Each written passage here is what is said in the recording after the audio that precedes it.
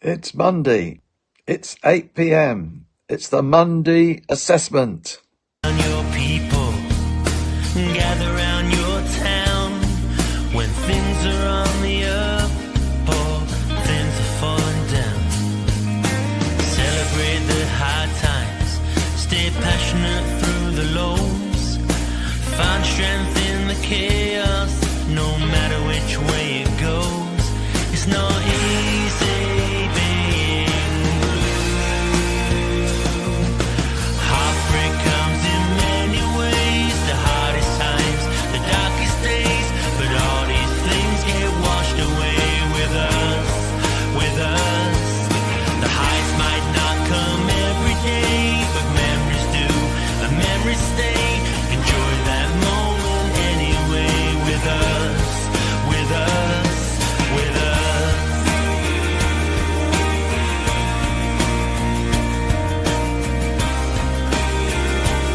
It's not easy being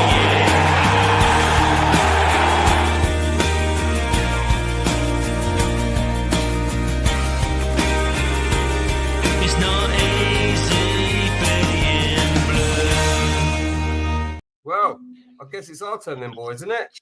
Welcome back to the Monday assessment by the View from the Medway Fancast in partnership with Gillingham FC Supporters Club, Sports Social Podcast Network and Her Game 2, and sponsored by Snodhurst Used Car Sales and Service Station and Wicked Creative on a day that we didn't make one, not two, but three signings and one out the door so far as we know. But there is still time had the paperwork been submitted. So I will bring the boys in tonight, and I am joined this evening by Rob, by Stefan, and of course, the noble steed, Mr. Warren Taylor. How are we, gentlemen?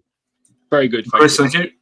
Yeah, good stuff. So, boys, before we get into it, I want to ask each of you something that you've done this week outside of football that you've enjoyed, really. So I'll start with you, Rob. Well, football is the only thing I've done this week.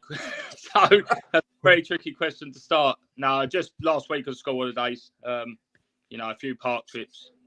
Nothing too major, really.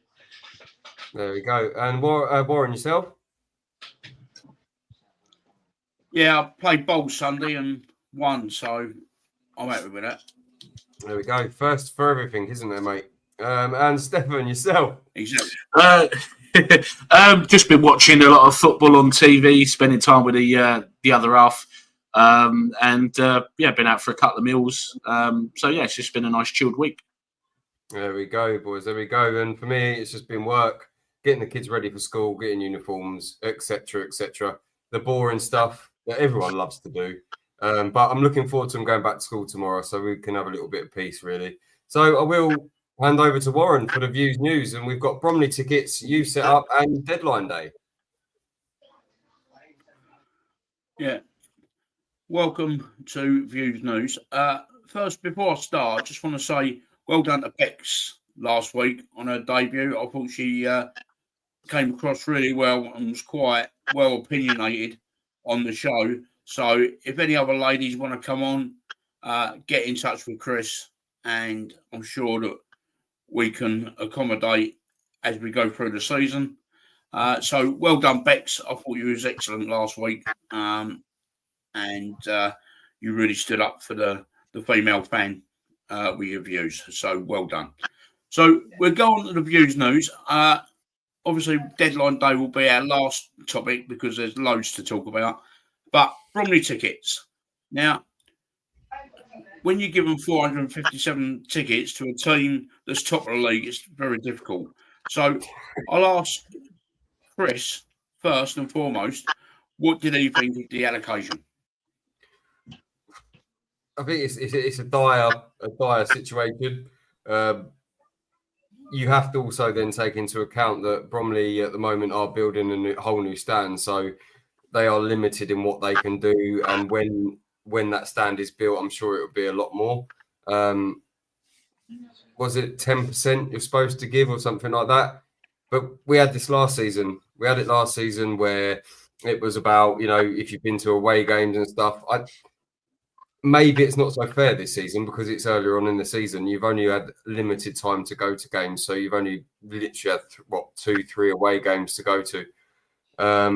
But for me, it was the fairest way that they could do it, just to a rinse and repeat of last season. It's a difficult one with Bromley. You kind of have to feel sorry for them because they are building that new stand, so you have to make allowances there for me. Yeah, Rob, are you going? Oh, I'm not going. No. Yeah. So, what do you think of? We got an allocation for Bromley tickets. What do you think of the idea of the factory putting on a show on Saturday where you can go and watch the Gills Bromley game and then the England game after? Yeah, it's a good idea. Obviously, it's a good business idea by the club for one. You know, if you can get a few bodies in there and they're, buying beer or whatever they're buying, you're making money. And with such a limited amount of tickets, we took 5,500 to Oldham at the weekend. So the fans that want to go to away games is a high number. So there's going to be a lot of fans that miss out and are going to be very upset. So to have that as another option and make money for the club, I think it's a good business decision. Yeah, thank you. I'll left you till last on purpose, Stefan. I know you had issues this morning in getting your ticket, so tell me more about that. Yeah, so I was logged in already for 12 p.m. for when they went on, and 12 p.m. comes and goes, and there's still no option to purchase Bromley tickets. I looked on social media, see it was happening to a few others as well. About 7 minutes past, the option finally come up, and it said it was they had all sold out. I'd phoned the ticket office, spoke to them about it. They said they had started to become aware of the issue, but they did say they don't know why it was showing as sold out. He said there was a few tickets left. Managed to thankfully get my ticket sorted, so I will be going.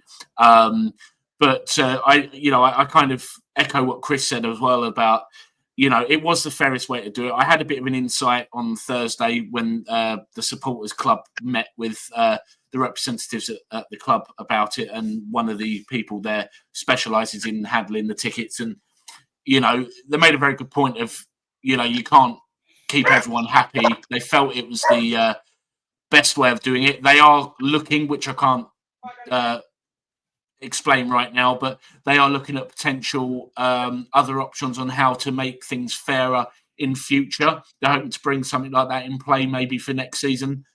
So we'll keep it is to the ground on that one. But yeah, it was the only way they could do it. I don't fully agree with it, but it is what it is. So yeah. Yeah, for me, I thought it was a proper fair option. I didn't make any of the criteria. I got a ticket, so I don't really care. So I'd like to say well done to the club, well done to Joe. They recognised the people that went to Accrington, went to Tranmere, and they were the first and foremost that was going to get a ticket. So I appreciate that they looked after our away fans that are doing the longer journeys rather than the short hop up to Bromley. So well done at the football club. So I'm going to go on to the youth setup. So on Saturday, we had, and I know we're going to talk about Saturday a little bit later, but we had a new youth team player making his debut. We've had Sam Gell and we've had Joe Gbode. Now, I'm afraid that before the Gallinsons came in, the 5, 6, 7 years before, we didn't really bring that many through the youth setup. Whereas since the Gallinsons have been here, I think we've had Alex, Giles, Sam, Joe, Cruz, and I think there's one other whose name there's Webster and others as well. Yeah, you got Stan Sargent came on, Stanley Skipper, I think's had a game. I just think that the youth setup at the moment is really prospering. Why do you think that, Chris? I think Tate Holtham as well. I just think that it's maybe the way that the Gallinsons are, and they're on about sustainability. Maybe that there is an aspect of that where if we can bring our own players through, and then they become good, or they really kick on, then we can potentially sell them on to bigger clubs. I think that's quite evident if the whole Joe Gbode situation comes to fruition with Luton, which if the papers were in by 7, then it's just a matter of time, really. But if they're not, then I'm sure we'll get onto that in a little bit. But yeah, I just think there's the sustainability. And, when you're bringing players through at League 2 level, League 1 level, and if they're then going to go on to bigger things, you sell them on for bigger fees, with sell-on fees and performance fees and stuff like that. Like, it just helps the club. I do feel that there's no coincidence that since Joe Dunn's come in, he's kind of like elevated that with the youth players as well, along with Brian himself. And yeah, I just think that you've got to look at it as well. I mean, we've had 2-3 breakthrough players in the last 2 seasons from the youth team. And the likes of Cruz Besant and younger lads can look up to that and be like, okay, so there is actually a route for us to get into this team, which then elevates their performance when they're playing for the youth team as well. So yeah, I just think it's brilliant, and it needs to continue. And we get to Cruz as well within the actual game, but I think the 24 minutes that he played on Saturday, he was hustling, he was closing players down, he was trying, and that's, as Gills fans, that's all we can ask, really, isn't it? And that's generally what we do ask, is that everyone gives everything. And I mean, I've spoken to Cruz's dad, who gave me the picture on the screen. Thank you very much, Dan. And I've spoken to him in the last few days, and the pride of Dan, he said to me, like, he's just so proud of him, like, to get on and actually play in a League 2 game. And you don't necessarily see that side of it when it's higher up the leagues, but for a dad to be so proud, for me, it's just absolutely amazing, really, mate. Yeah, well, thanks for spoiling my questions for Rob and Stefan with your reply. So you've completely messed with me head. So Rob, I'll go to you. The youth setup. Do you think we could progress our academy to take it that one step higher? Now we're attracting players that are obviously getting into a League 2 side. What do you think the future for the academy looks? Yeah, I think it's getting better as time goes on. I think it's always good for us as fans to see our own kind, if you wish, like players that have come through our system, learnt the Gillingham way, have got a passion for it. We see more and more, aren't we? So it's only getting better. So I can see more coming through as time progresses. Yeah, Stefan, what do you think would attract a young lad to come and play for Gillingham Football Club and its academy at this moment in time? I think it's about, I mean, definitely more so than for a very, very long time, as you pointed out. I think the fact, if you look at the likes of Sam Gow, for example, who's now become a first team regular, it's opportunities. Obviously, being in League 2, you have opportunities. I think it's great that we don't always have to look at loaning players from Championship and Premier League clubs to give them a chance. I mean, you look at like Jimmy J. Morgan last season from Chelsea. I think now it's all about where you can really get a starting point, get off the right foot for your career when you're young. And if you can come to a club like Gillingham, seeing that, your peers that have moved from the academy into the first team or come into the first team briefly and then gone on to another club where they're starting to become a regular, then you look at that and go, do you know what? That's somewhere I think I've got a really good chance of showing what I can do. I can develop. And I think great credit to our academy, because all the lads that I'm seeing bits and pieces of, whether they're like Cruz did on Saturday, Sargent recently, we've got some really, really promising young talent in the team, and I think it's really, really good that Gareth is using those. And as opposed to just trying to just bring in more players from elsewhere. Get them in on the odd game, give them some minutes. You're not expecting them to be regulars, so yeah, I think we are ready for our academy to take that next step up, because I think they could compete in by going up a level. Yeah, I mean, for me, Brian Ball has been there for absolutely donkey's years. I think he's older than my great granddad, and I think all his hard work over the years that he's put into the academy, he's put into youth football. He's tried to support Gillingham Football Club, even though maybe funding wasn't at its greatest once upon a time ago. I think it's testament to him that we're now actually regularly bringing kids through to the first team.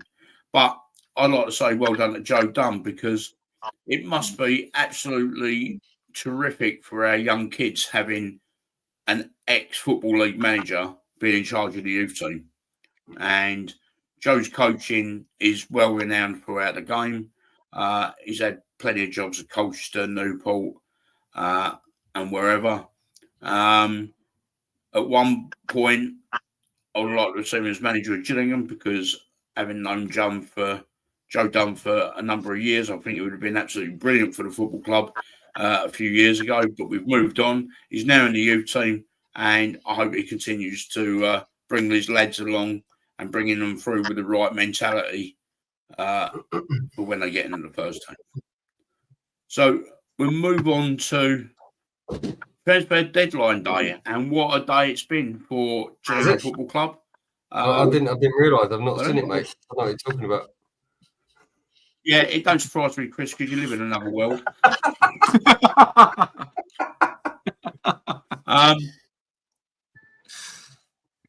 Yeah, transfer deadline day. Probably there'll be mixed opinions.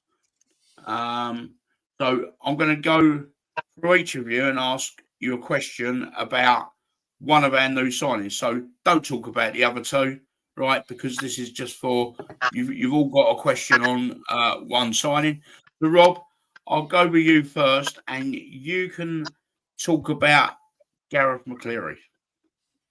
Yeah, I mean, I know he's old. I've seen people online saying, "Oh, what's he going to bring? He should be retiring. He's old." Well, he's bringing his experience, isn't he? He's another experienced member of the squad. He's another player that's played under Ainsworth, knows what Ainsworth wants, knows the style of play. Another experienced player. We talk about the youngsters coming through and getting minutes in this team and training with this team. What they need is experienced heads around them to advise them, to guide them, to keep their feet on the ground. And players that have been there and done it, they're never a bad thing. You need a couple of them in a squad. And whether he plays a lot of minutes, a lot of games or not, I think he'll be a benefit just as much off the field as he will be on the field, which moving forward can only be a good thing, in my opinion. Yeah. Cheers. Stefan, I'll go to you, and I'm going to ask you about Travis. I can't spell his surname, and I don't want to give the guy injustice. I don't want to do a Paul Merson and completely mess it up. So I'd like to ask you about the signing from Travis from Watford. This was the one I was dreading you would give me, because I don't really know anything about him. I really don't. This one came completely out of the blue for me. I think I'm guessing it's pronounced Akamea or something like that. So I've seen a few comments about him from Watford fans. They say he's very promising. They reckon he'll do a good job for us. I'm looking forward to seeing what he offers. And again, yeah, I really wish you hadn't asked me about him. Yeah, well, that's good, because I like to put people on the spot. And bearing in mind, you are a Man United fan, you deserve it. So I'm sorry. Oh, God, let's not talk about fans of bloody Premier League teams. Yes. So, Chris, I was going to give you the last one, and I was going to talk about Johnny Smith from Wigan. So I'm going to ask you to talk about Johnny Smith. So, to be fair, I don't really follow Wigan as such. I have watched a few videos today purely because of the rumours that were persistent this morning. He looks like he's got a rocket on him. I think didn't he say in an interview about playing on the left side? But all the things I saw, he was coming in from the right hand side and cutting in as an inverted winger. I'm not the biggest fan of inverted wingers, but at the same time, if he's going to be scoring crackers like I've seen today, then who am I to really say anything about it?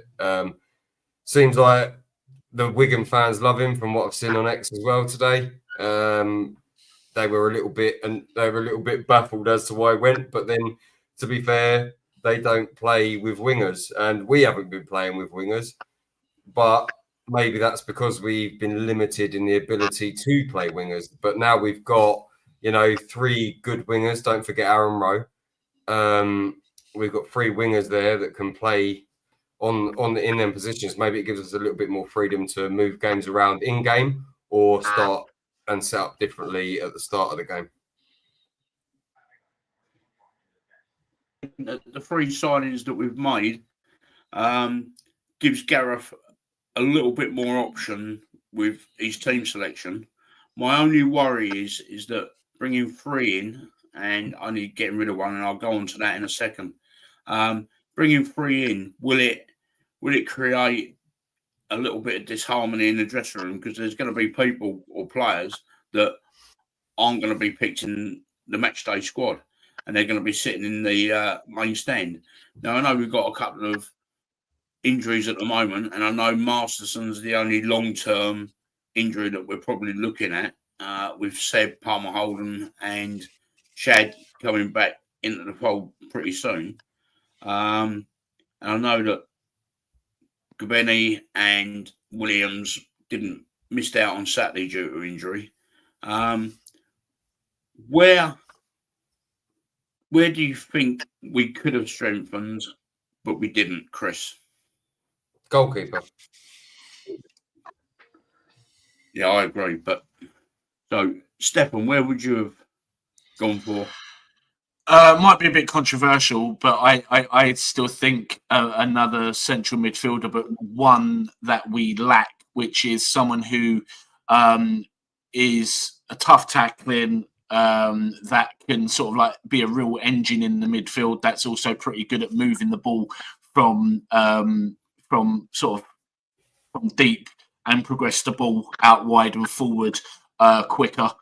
Someone like that, like a real sort of central unit, I think we could have done with one of those. But again, we are stifled in the midfield department. That's the only problem. Rob? I think we could have done with another right back. Personally, I think Hutton, there is no competition for Hutton's place. I almost feel like he's a shoo-in every week because there's no other option. And I feel like his performances are dropping off as a result of that. I think someone else, another option, a bit of competition, would either bring out the best in Hutton or would give us a better option to Hutton. So for me, a backup right back would have been ideal. But I agree with the goalkeeper as well, because moving forward, you cannot be relying on Morris full time, like beyond this year. I agree with all of that as well. Yeah, I'd like to say well done to all 3 of you, because you all made a point. Stefan, I'll come to you. I think the tough tackling midfield player, I think Ethan Coleman has come in and done brilliantly. I think he's Ethan Coleman of 2 seasons ago. And he looks a real beast at the moment. He does, yeah. Chris, with the goalkeeper situation, I think, yes, I agree. I've been saying this for ages, that we need a new goalkeeper. And Rob, right back, I think with the signing of McCleary and Smith, I think we may well see Gell slotting at right back and play a solid 4 with Little and McKenzie and maybe the 2 wide players at times. I don't think it'll be every week, but I think at times we will play with that solid back 4 and play with wide men. But I think that's dependent on Vokes getting fitter, Seb Palmer Holden getting fitter, so that we can play wingers to get balls into the box. But only Gareth knows the answer. So I'll come on to the last bit of deadline day news that we know of at the moment. It's a surprise that Gbode's not gone yet, as such. But Jack Nolan leaving. So I know Chris really wants to talk about Jack Nolan leaving because, unfortunately, hell have no fury than a football fan scorned. So I'll come to you, Rob. What do you think of the decision to release Jack Nolan from his contract or terminate his contract with mutual consent? I think it was the only decision to make. Like, in terms of he's as a player, he hasn't hit the heights that any of us expected when the signing was announced. I think every one of us got a bit excited when he was first announced. I think we all saw him in that first pre-season and thought, God, we got a player on our hands here. And then from that moment on, I honestly can't remember a moment where he has got me off my seat, where he has done something that makes me go, wow, there is a player in there. So for me, he's not part of the plans. He had to go. And I think the club have done well to get him off the books. Yeah. Stefan. Yeah, it's really sad how things worked out with Jack. I was, like Rob said, I was one of those. I was absolutely buzzing when they announced that we had signed him. And yeah, apart from that wonderful solo goal he scored, that was about the height of his stint with us, really. It's sad. I know there's been a lot of really bad comments that have been made about him and whatnot. I we don't know everyone's personal situation. I know apparently his wife's been expecting and whatnot. I just wish him all the best. It was the right decision ultimately. I don't know if and when he'll be ready to play at this level again. I don't think he's quite on it at the moment. But I wish him all the best in that. And thanks for being here. And sorry it didn't work out. Chris, I'll come to you. I was really excited when he came to the club. I was really excited because of the things that he did at Accrington the season before. I really thought that he was going to be a player for us. The goal that he scored on the first day of the season, I was like, yeah, here we go. This is the Jack Nolan that we saw at Accrington. It didn't work out, did it, mate? And it was quite disappointing, really. Yes, I'm a massive critic of him. I think rightly so. And, when we was at the Player of the Year Awards and he turned around to me and went, I don't care what people think because I'm on a good contract. It kind of plays into the attitude that you shouldn't have as a player. So I do wish him well. I really do hope that he finds some form because he's not a terrible player. We know that. But at the same time, mate, I'm really happy that he's gone. Like, we don't need that kind of volatility and that kind of attitude within the club. I think Gareth's probably stamped that out straight away because the fact that he's now been mutually terminated, Gareth has probably seen the attitude that I saw.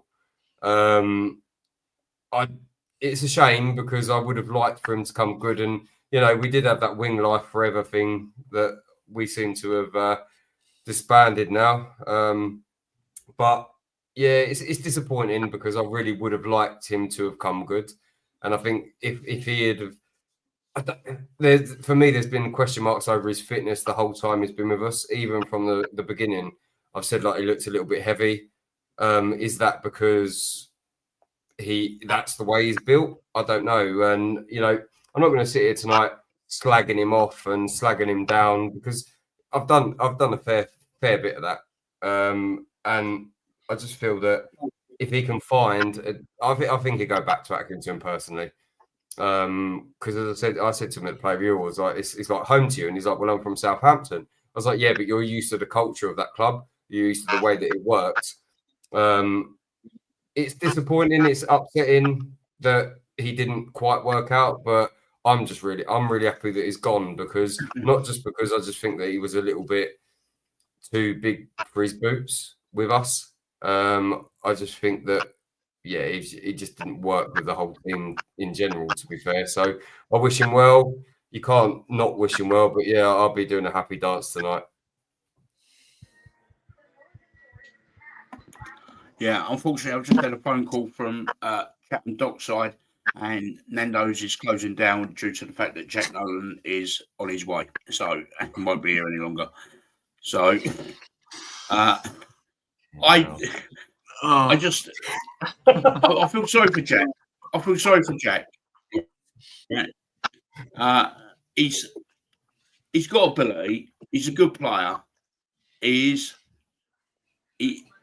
is a player in there, and I just don't think he's been true to himself, either on the training ground, with his attitude, with the way he's played in games. And I think Gareth has recognised that on the training ground, that he hasn't put in the 100%, and he's not going to be part of what a Gillingham team's going to look like going forward, where players are going to have to work hard. We've seen that so far this season, and at the end of last season, that anyone who puts on a blue shirt has got to leave everything out there. Whether they have a good game or bad game, they've got to leave everything out on the pitch. And I think it's refreshing that we've got a manager that commands the respect of the players, because I don't think we've had that over the last 2 years with a couple of managers that we've had. And it's good to see that the team are batting at places like Oldham and working hard for each other. Yeah. So that's it for the deadline day news. Unless anything pops up during the show with regards to any players that might have been signed late or released late, I'll hand you back to Chris. Yeah, so I do just want to ask each of you a question before we move on. And I'll start with you, Warren. Do you think that the transfer deadline day being open before after the season starts, do you think that it's a good thing, or do you think that maybe we should have our teams? I'm not saying that I agree or disagree, but do you think that we should have our teams in place? Sorry, Chris, can I just interject? Gills have just confirmed that Joe Gbode has joined Luton Town for an undisclosed fee. We wish you all the best, Joe. There we go. Right, so we're going to change the subject quickly, and I'll ask. I'll ask Rob firstly what you think of that news. Yeah, I think it's been coming for a few weeks, and the longer it dragged on, I thought that maybe it wasn't happening. But I saw some news earlier that a deal had been agreed, and I think it's a good move. I think it's the best move for everyone. I wish Joe the best. Like, he's had an opportunity, he's took it. Hopefully, he can get some minutes at the higher level, develop his game, and he can go on to do things. Like, I wish him I wish him the best. As far as the club, I think £300,000, if that is the correct figure. I think it's too much to turn down for a player of what we've seen from him. I'm sure there is more to come from him, but at this moment in time, what he's shown us at the minute, £300,000 is a good bit of business and too good to turn down. Yeah. And Warren, yourself, mate. Yeah. As far as I'm concerned, I'd have taken 100 grand, but he's unproven. He tries, he works hard. Hopefully, with the right attitude and the right coaching at Luton, he will come good and maybe make us a bit more money with any add-ons that have been included on the transfer deal. I wish Joe all the best. He's a good lad. I think his head's been turned in the last couple of weeks with this talk about Luton coming in for him. Obviously, the rumours have been true. And I think JP put it on a group chat about how his head's turned by agents and obviously a club coming in for him. He's going to go to a higher level football club than what we are at the moment. I think it's the best thing all round for everybody. We've made some money. We've been able to pay Jack Nolan off, I would imagine, with some of that money, which is a good thing. I think it's a good deal all round. And I wish Joe all the best at Luton. Yeah, I do. I wish him all the best. And, he is one of our own. But I do. His head's definitely gone, hasn't it? Like the last few weeks, ever since the rumours started. So I wish him all the best. But that was my little bit of Fabrizio Romano there. I should have said, Fabrizio Stefano, Joe Gbode to Luton Town, here we go. Yeah, no, I was really impressed with him. I remember speaking to him after the Swindon game, last game of the season, when he did the presentation for the Player of the Match award, and I remember me and David Garth from the Supporters Club spoke to him and said, "Oh, you're looking forward to your holidays?" And he went, "I'm not going away. I'm going to stay behind and train and work hard, and I want to be in the best shape and that possible for next season." Was really impressed with how well he come across. And you're right, his head's been turned. I mean, when you're a young lad and things like that get in your ear, it's hard not to have your head turned. But hopefully there's a nice little sell-on clause in there, and we got the good money for him. And I wish him all the best. He'll always be one of our own and that. And, good luck to him. I think we need to look at it from the other side of it. Like, I don't know how much he was paid at Gills, and I don't know how much he's getting paid there. But he's a man trying to make a living. And if the money that's been offered to him is an amount that is able for him to grow himself, grow his life, any family he has, then, good luck to him, because any of us would do the same thing. So, yeah, I think there's the club side to it, and then there's the personal side to it. It gives him an opportunity, and potentially it's giving him more money. So there we go. There we go. Anyone else got anything to add with Joe? I mean, apart from the fact that, I think that his attitude was terrible after the 4-1 win the other night. I did reach out to him and say that, you're a young lad, you make mistakes. I appreciate that he does. He's only 19, 20 years old, so you're going to make mistakes there.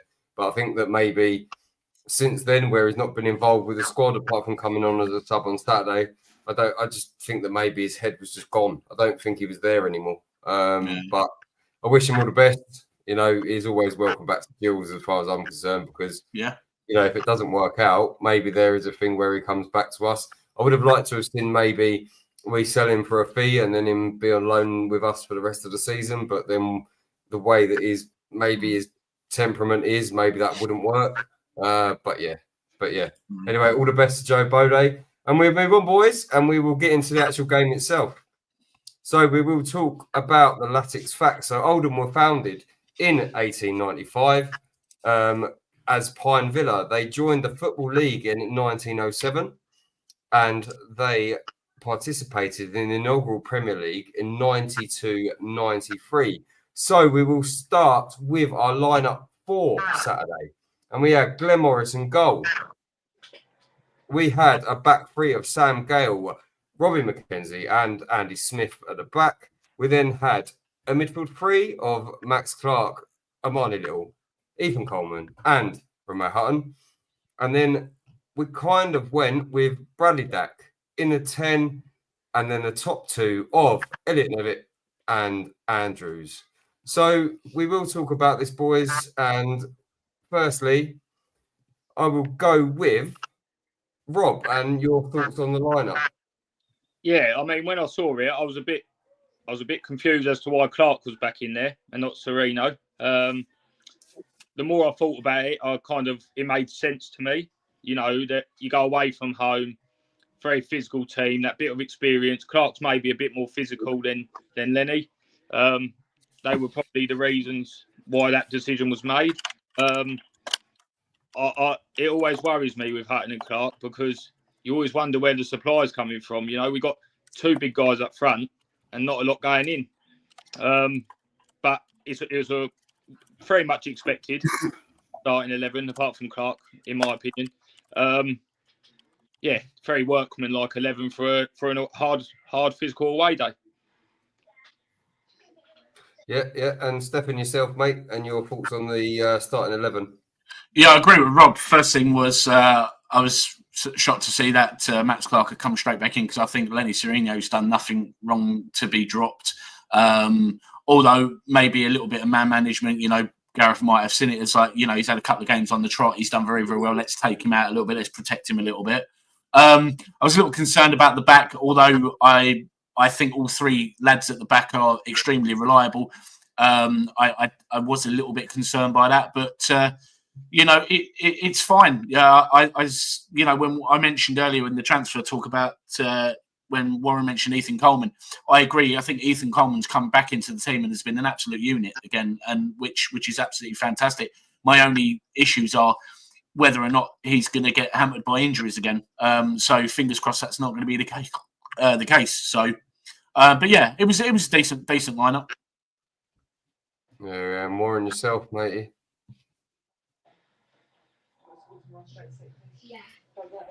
Warren? Oh. We've lost you, Warren. 1 second. 1 sec. Can you hear us, Warren? It's the voice, the sound's gone. Hold on. Mute mic.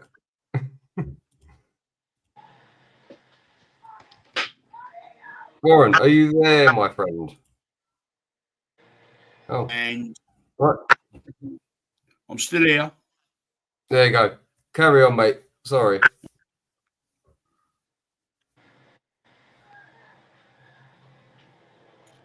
Yeah, you muted Okay. my mic.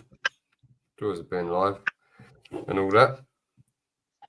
So 1 sec, Warren. I'm just going to mute. Chat, which was a good call, in my opinion. You don't go to places like Oldham. You hear me? Yeah, it's a little bit lagging, mate. That's all.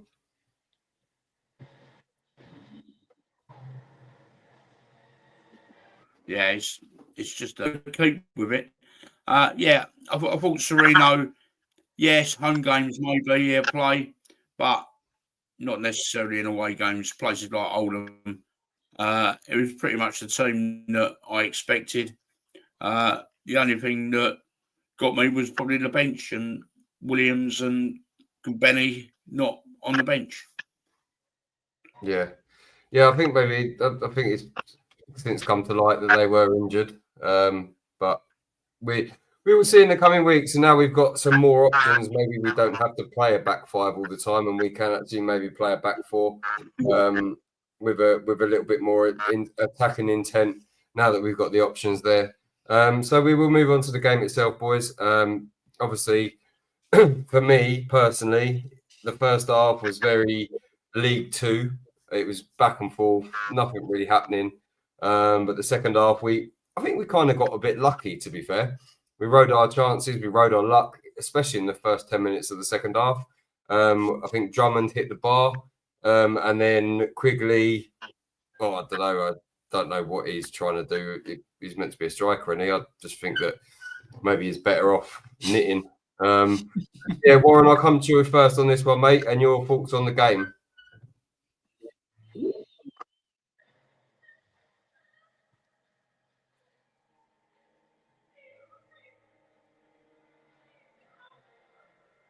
Oh, I can't hear you again.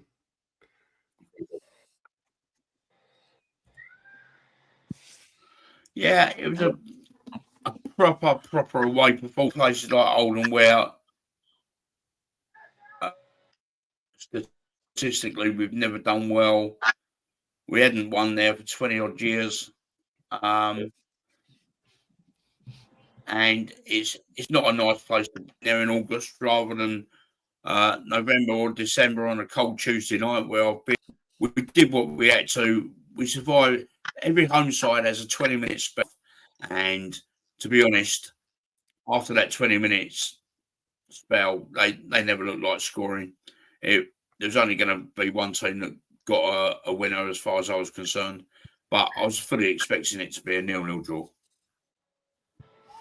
Yeah, and Rob, yourself, mate, you were there, obviously. We watched it on the telly, but what were your thoughts on the game as a whole?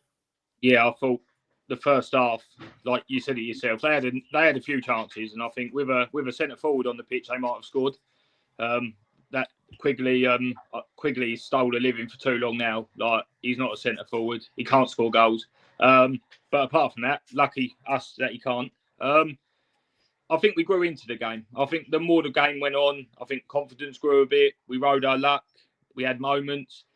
I think substitutions changed the game in our favour. And ultimately, I think it was a perfect away day. You know, ride your luck, dig it out, work hard. have a moment of quality, if you want to call it that, or a bit of luck, if you want to call it that. Snatch a 1-0 win away from home. I think the crowd was fantastic. Like the fans were fantastic from the first minute. Fair play to them all. I had a terrible coach journey home, so credit to them all for travelling. But yeah, perfect away day. Grab a 1-0 away. You love it, didn't you? There we go. Yeah, and Stefan, your thoughts on the game, mate? Yeah, as you alluded to, it's that whole bad record away at Oldham, and this is the thing. This is what League Two kind of is mostly about. It's these scrappy games which could go either way, and if you don't take, we know better than anyone from the last couple of seasons, if you don't take your chances, then you might get punished. And this is one of the things I'm loving about Gills at the moment. We're starting to play like what a Gills team does. Is the grinding out result, getting stuck in, working hard for each other just to hopefully get a winner. And that's what we did. I had it down as a 0-0 draw, but they dug in deep, and it's great to see Sam Vokes early on getting off the mark, and I hope it's the first of many, especially now we got some bit more pace out wide, and that we might see Vokes' name on the score sheet more often. Yeah, and I do like, as Stefan said, I do like to take back to that. It wasn't pretty, it wasn't good. We found a way, and it's kind of like it's reminiscent of teams of the past. But I just liked the never. I love that never give up, never say die attitude. And it's no coincidence. Gareth takes a lot of credit for that, for me. Yeah. Because you look at a majority of these players, and they've been playing under, 2, 3, maybe 4 managers now, and they've not had that desire, that passion, and there's something that is instilled in them. And him and Dobbo have just been a revelation, like so far. I'm not going to get carried away and say that it is the full works and everything else. We're only 6 games into a season, right? But I just think that there is that. They want to go that extra yard. They want to do that. They want to be there and play as a team rather than playing as individuals, which I think they have been recently. Yeah.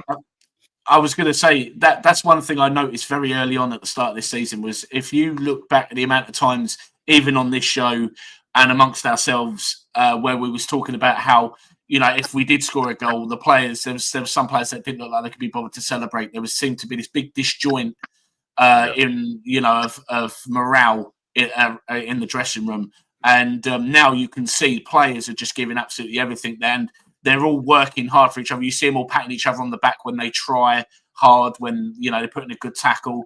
The morale's there, and yeah, you're right. I just think the staff need all the credit in the world for installing that, and it's great to see a Gillingham team actually playing like a team.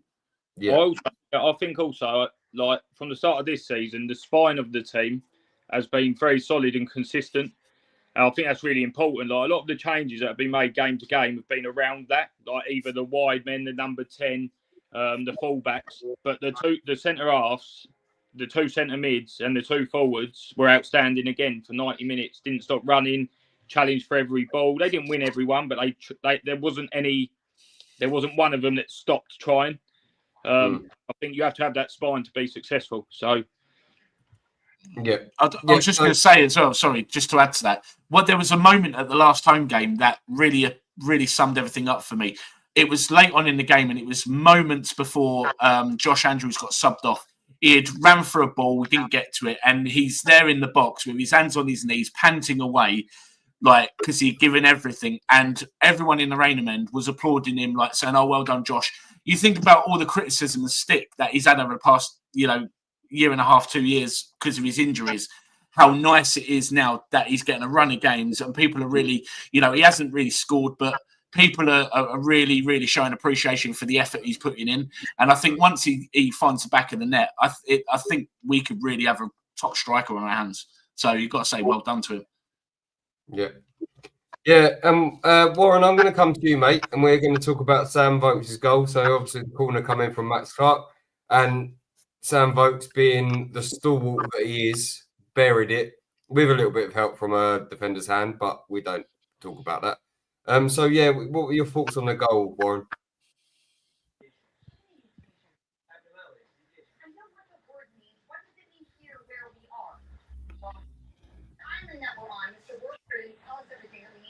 Orange.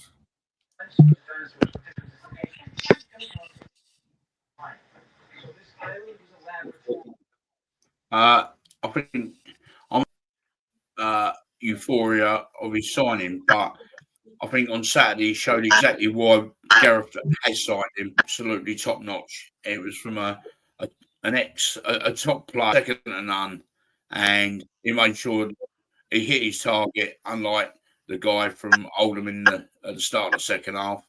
And I think, although he's now experienced and everything else, is priceless in the dressing room. And I think with 10, 15, 20-minute cameos throughout the season, I honestly think that he will be one of the driving forces in getting us to somewhere we may want to go. Yeah, what Warren talks about experience, folks' experience. I watched from the stand. I was watching him when he came on, and the young lad came on, and folks was almost talking him through the game. You know, it was constant. He was telling him when to press, telling him when to hold, but it wasn't like shouting at him. He was encouraging, you know, and it was really nice. And that's what I spoke about with McCleary earlier. That experience, sometimes when you're bringing youth through, you need that experience inside it. And I think Vokes helped that young lad through that 20 minutes so much, and then got the goal himself. So just his presence there brought the best out the youngster as well. Yeah. I've seen a lot of comments today about McCleary, about the sort of person he is, and a lot of supporters at the clubs where he's been have turned around and said that, you know, he's a fantastic signing for Gills, because he's a great guy to have on the pitch and in the dressing room, because he's got the right personality to lift everyone. Everyone loves him, and he's got tons of knowledge and whatnot. And I think that's experience that's invaluable. You know, you just pass it on to the youngsters, and hopefully we'll see that this season. Yeah, definitely. Warren, I think you're lagging a little bit on the thing, but we will go straight to our man of the match now, guys. So I've gone for Ethan Coleman, Warren's gone for Ethan Coleman, Rob's gone for Ethan Coleman, and Stefan's gone for Sam Gale. So Stefan, we'll start with you, mate, seeing as you're the one out. Yeah, it was a tough one. Ethan was a very close second for me. I just think Sam, again, you know, we talked about how tough Oldham away has always been. And for me, he's solid in a defensive lineup, which obviously, as I said, Robbie McKenzie's Mr. Reliable anyway. But to play in, you know, with him and Andy Smith, two young defenders, and have Robbie McKenzie, I felt Sam was years in front of where he is. And he, you know, he's showing, you know, just what a mature head he's got on his shoulders, how much and how quick he's growing into a solid defender. And for me, I just thought he was outstanding. So yeah, I thought I'd just give it to Sam. Yeah. And Rob, yourself, why Ethan? For me, it could have been either centre half. It could have been Sam or Andy, or it could have been Ethan or Armani. For me, it was so hard between the four of them. I think Ethan Coleman, since coming back from injury, is like a new signing. It's not the Ethan Coleman that we had before the injury. He's combative. He doesn't give up. I always criticised him because it was always sideways or backwards. Obviously, he played a few balls forward into the channel that created opportunities. His reading of the game was really good on the weekend. And like Stefan said, I think for the two young centre halves to have him in front of them only helps them with their game. So all in all, like, he's such an important member of that team. Yeah, and I think for me, the reason for Ethan was like the season before last. Like, there's no, you know, he won Player of the Year or the Players Player of the Year for a reason. I think there was mitigating circumstances last season as to why he wasn't performing as well. He didn't have a pre-season for a start. He was, you know, in and out the side and this, that, and the other. I don't think Mark Bonner helped his game. And yeah, it hampered him a little bit. But, you know, he's come back to the fore this season. I think that he reminded me of Terry Butcher with that bloody head bandage on. It's just that warrior attitude that he seems to have. And yeah, okay, he might have lost a little bit of hair from last season, but you know, he's a stalwart. He's a stalwart. He's not always that amazing passing the ball forward. He's not really, you know, what you'd say like an attacking player or something, but he is there and he's reassured. And he's been absolutely brilliant this season so far. And I even said to Matt at Jills in the Blood yesterday when he asked about your player of the month, and I was like, player of the month for me is Ethan. Followed closely by Sam, but my player of the month would be Ethan because he's just been a revelation so far this season. So, Warren, I don't know if your Wi-Fi has picked up yet, mate, but I'll go with you and your reason for Ethan.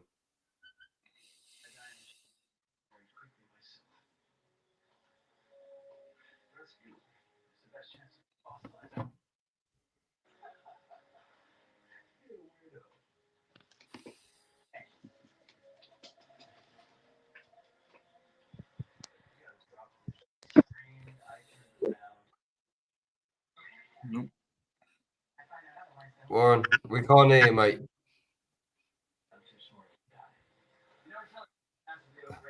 Right, what I'm gonna do, Warren, I'm gonna take it off and then I'll send the invite again, mate, so you can come back on 1 second. So whilst I do that, we will talk about, we'll talk about anything really. I was going to say, you're right with what you've been saying about Ethan Coleman. I mean, like the lack of hair as well. I mean, he looks a proper imposing figure now, doesn't he? Like he's proper looking. Like he looks quite intimidating with the bandage, the Terry Butcher look, and the lack of hair. I have to say, I nearly didn't recognise him when he turned out in pre-season with no hair.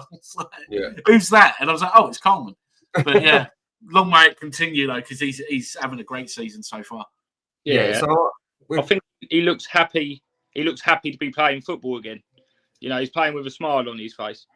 And I think that's important. When a player looks miserable, even when things are going well, there's usually a problem elsewhere. When they're playing and they're smiling and putting in performances, then everything's good. Yeah. So, Warren, mate, can you hear us now? I can hear you, yeah. Can you hear me? There we go. Yeah. We can hear you too. Right, yeah. So, Warren, obviously you went for Ethan at the weekend. So, yeah, just give us a quick rundown of your reasons why, mate. Well, at the start of last season, I was calling for a warrior in midfield, someone who's going to get stuck in, put his foot in, work for the team, put his body on the line and lead by example. And I think Ethan's done that since he's come back this season. I thought Saturday he was breaking up play and he just gives it nice and simple to players that can play. So for me, Ethan was great. He's allowed Amani Little a little bit more freedom in the centre of the park. I like Robbie McKenzie at centre half. I don't think we need to change our midfield too much from Little and Coleman. I think they suit each other as a partnership more than what the Little McKenzie partnership is. For me, I just thought he was excellent Saturday throughout. No one was getting past him. Yeah. I think you're right about his partnership with Little. I was very critical. I think I was critical on here last season about Armani Little. I felt his game was really suffering at times last season and that, but I think he looks more comfortable having Ethan in there with him. Yeah. No, definitely, boys. So we will move on to the View 6 and Luke's and ours predictions from last week. So Crewe Swindon, we went for 2-1 to Crewe and Luke went 1-0. Bromley Harrogate, we went 1-0 and Luke went 2-1 to Bromley. Our result, we went 1-0 and Luke went 1-0. Tranmere Notts County was 1-1 for us, 1-1 for Luke. Grimsby versus Bristol Rovers was 2-1 for us to Grimsby and 2-0 to Grimsby for Luke. MK Dons was 3-2 to MK Dons for us and 3-1 for Luke. So the actuals were Crewe Swindon won 3-0 and Bromley was 2, Harrogate 0. Oldham 0, Gillingham 1. That was a really bad graphic, actually. I should have moved that down a bit. Tranmere 1, Notts County 1, Grimsby 0, Bristol Rovers 1, and MK Dons 0, Walsall 1. So the week's results, it means that the guests have overtaken us. We had 2 points. The guests have 7, meaning the total this week is 32 for us, and the guest is 38. So next week's, and we've tasked Rob for this one. So we've gone with Barnet Shrewsbury 2-1 to us. Rob's gone 1-1. Cheltenham Accrington, we've gone 1-0, and Rob's gone 1-1. Bromley Gills, we've gone 1-1. We keep doing 1-1 for us. Maybe we should just keep doing it all the time, and then we might win every game. Rob's got 1-0 to Gills. Walsall versus Chesterfield, we've gone 2-1 to Walsall, and Rob has gone 2-1 to Chesterfield.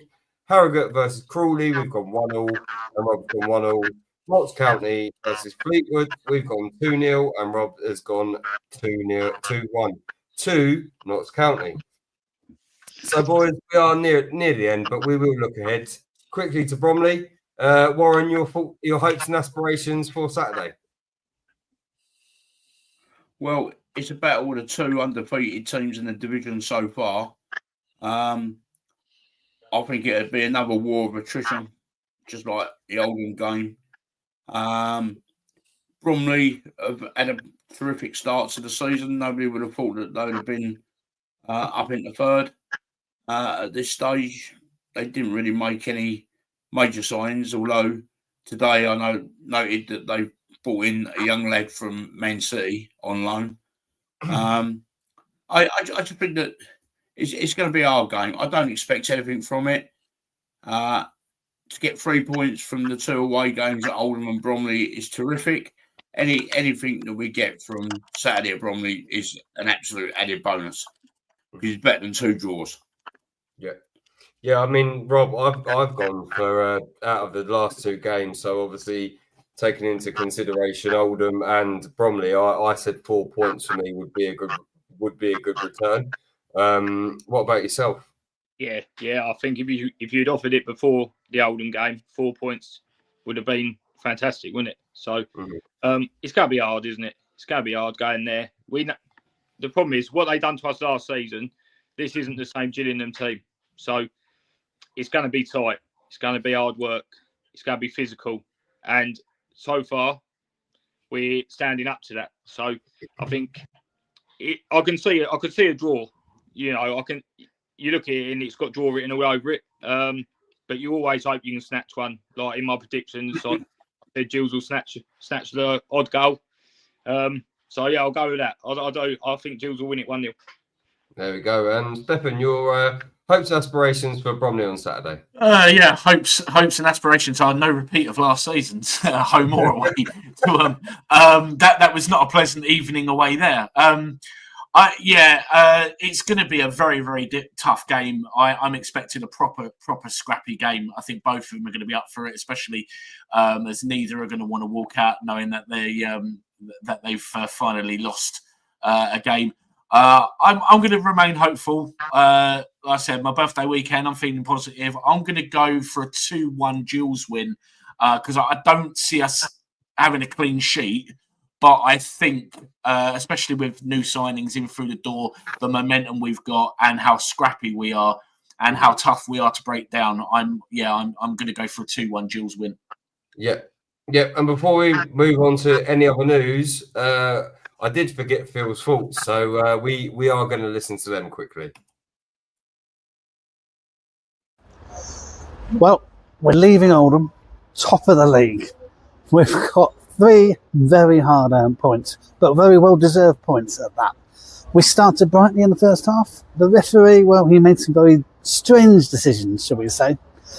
Oldham, well, they wanted our shirts, but they couldn't wait for the end of the game, so they tried to take them off during the game, which is, again, a bit weird and frustrating.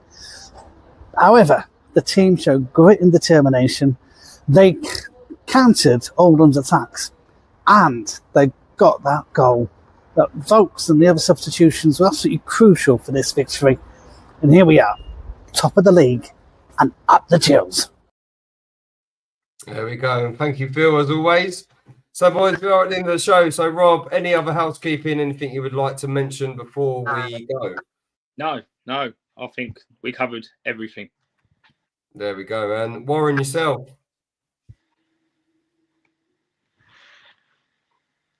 Yeah. Keep believing, keep being positive, but don't get carried away. There we go. And Stefan, yourself, mate? Yeah, let's just enjoy this while it lasts. Let's hope it continues for a while yet. And go join the Gillingham Supporters Club. There's you'll see it rolling at the bottom of your screen. So big thanks to everyone at the View for the Medway for your partnership. It's very much appreciated. Our numbers are actually up higher than last season's numbers. So join in and enjoy the benefits. There we go. And for me, all I'm going to leave you with a lasting word is I just hope that Gareth Ainsworth does not win Manager of the Month for August. So, I've been Chris. He's been Rob. He's been Stefan. He's been my noble Steve Warren. Good night and up the bloody Jills.